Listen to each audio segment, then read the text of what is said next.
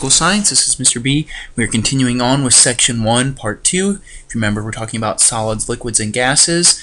And what this part of Section 1 is going to focus on is the fact of how, how each state behaves at the atomic level. So again, we talked about how it's solids, they're very orderly arranged, liquids, again, they're a little more random, and gases are really, really random arrangement at the atomic level. So we have something called the kinetic theory that is going to really explain that kind of more in depth about why the arrangement is kind of more random in gases and more orderly when we talk about solids. So something called the kinetic theory. So our big question to start, it says, how can kinetic theory and forces of attraction be used to explain the behavior of gases, liquids, and solids? So again, that kinetic theory is going to explain why gases are more random, liquids are kind of in the middle, and solids are more orderly.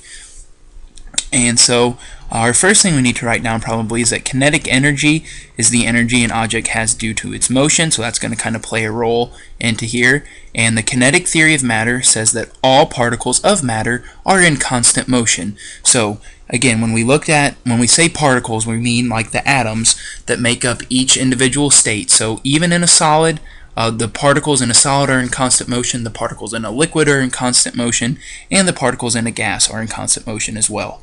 So to start us off here, we're going to get a little example. It says a ball thrown at 137 kilometers per hour has more kinetic energy than a ball thrown at 125 kilometers per hour. And that's kind of pretty simple. So again, because kinetic energy is the energy of motion, and if you're moving faster, you're probably going to have more motion, or more energy, I'm sorry. And said, according to the kinetic theory of matter, particles inside the solid baseball are also moving. So the kinetic theory was developed to explain the behavior of gases initially, but it can also help to explain the behavior of liquids and solids. So again, even inside solid materials, the atoms are moving. Again, liquids, they're moving as well. Gases is the one that they are moving the most in, so that's what this kinetic theory was originally designed to explain, pretty much solely why do they move around so much, why are they so random. However, as we've had more kind of developments, we realize that, hey, we can apply this to liquids because, again, the particles in liquids, they're moving as well, and we can also use it to apply them to solids because they're moving as well. So, again, another question, again, we've asked this already once, is how can the kinetic theory and forces of attraction be used to explain the behavior of gases, liquids, and solids? So we're going to talk, hopefully, I think about gases here first. So it says, the motion of billiard balls, which is pool, can be compared to the motion of particles in gas. So if any of you pool players out there, this might make a little more sense to you. So the cue will strike a ball, and the ball moves in a straight line until it strikes the side of the table or another ball. Say when a moving ball strikes a ball at rest, the first ball slows down and the second ball begins to move. So hopefully we've all kind of seen this happen before. And kinetic energy is transferred during those collisions. And so this photograph was taken just after the cue struck the white ball. Again, so the cue is the pool stick here. So again, the energy was transferred from the cue to the white ball, and then which began to move. And then the white ball moved in a straight line until it collided with the dark blue ball, and that made the white ball go in one direction, and then we can see here the dark blue ball, the 2 ball here, is also moved into another direction, and that ball has hit another ball. So there's a lot of movement going on there. So that is kind of how gases work. So one particle of gas bounces around. If it hits, it might hit another particle, which sends them both going into opposite directions, which might make them collide into another particle, and maybe they collide into the wall of whatever container they're in. So that is how gases work, and again, kind of similar to the pool balls here, so the billiard balls, as you might like to say. So that is how gases work. And then we're going to keep getting a little more here about gases. So it says, unlike billiard balls, the particles in a gas are never at rest. So again, in a pool table, a lot of times they're just sitting there. However, when we're talking about gases, they're always moving. So at room temperature, the average speed of the particles in a sample of gas is about 1,600 kilometers per hour. So that is quite a bit of speed that they're moving at. And the use of the term average here is a clue that not all particles are moving at the same speed. So within a given sample, it's not like, yes, every single thing is moving at this speed. No, we have to use the word average because, again, some are moving slower, some are moving faster. But again, if we take kind of what falls in the middle, that's what we lie at.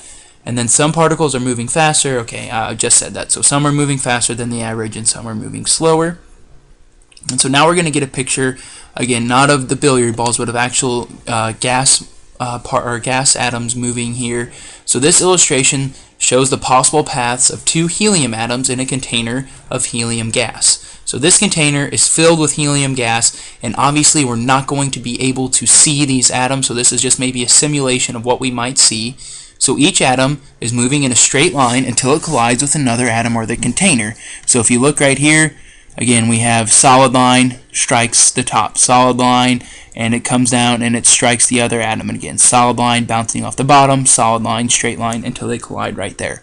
So during the collision, one atom may lose kinetic energy while the other atom gains kinetic energy. However, the total kinetic energy of the atoms remains the same. So again, depending on maybe which one's moving faster at any given time, that'll maybe give us an indication of which one will gain the kinetic energy versus which one will lose. So that is how gases work. Again, they move in a straight line. Again, they're not like curving around or going in any zigzag patterns. They move in a straight line until they collide with one another or they collide with the side. And again, they can transfer kinetic energy amongst themselves, but it will never be lost. The total kinetic energy of the atoms always remains the same. And so that is, again, how they move.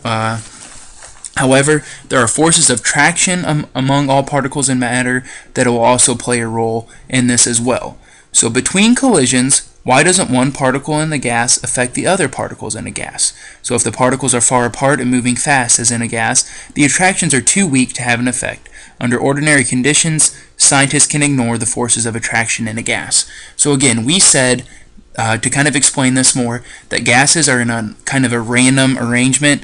And again, hopefully, we'll learn more about this kind of as we go, but there are forces of attraction between each atom that kind of keep things kind of together. So in a solid, there is a lot more attraction than there is in a gas. So what they're saying is that in a gas, we can really just kind of ignore the fact that these particles are going to be attracted to one another because they're too far apart and they're moving too fast. So when we talk about forces of attraction, that's going to apply more to liquids and to solids than they are to gases. So no real forces of attraction are going to exist in gases, and again, that's going to explain why they can move so fast and why they're so far apart from one another. And so this constant motion of particles in a gas allows the gas to fill a container of any shape or size. So again, the fact that gas particles are constantly moving and bumping into one another, that means they can fill whatever container, any shape, any size, it does not matter. And then also, again, our kinetic theory will explain the general properties of a gas. So again, this is stuff we've reviewed. So particles in a gas, this is kind of just like a main overview. So I make sure you probably have these jotted down at some point, but I make sure I get them again. So the particles in a gas are in a constant random motion, and the motion of one particle is unaffected by the motion of other particles unless the particles collide. And forces of attraction among particles in a gas can be ignored under ordinary conditions. So again, this is kind of an overview of what the kinetic theory states about gases. Again, they're always moving and it's random, and the motion of one particle is unaffected by the motion of other particles unless they collide. So again, they're always just going to move in a straight line unless they collide with one another. And we can ignore forces of attraction because, again, basically what the first two said. They're moving really fast, they're far apart, so they're really not going to be wanting to be attracted to one another as much as they would be in a solid or in a liquid. And so I think we're going to wrap it up with there because that's a lot to take in. So that's the kinetic theory and how it explains gases. And in our next video, we'll take a look at how the kinetic theory can help us explain solids and liquids. So if you have any questions, write them down and let me know.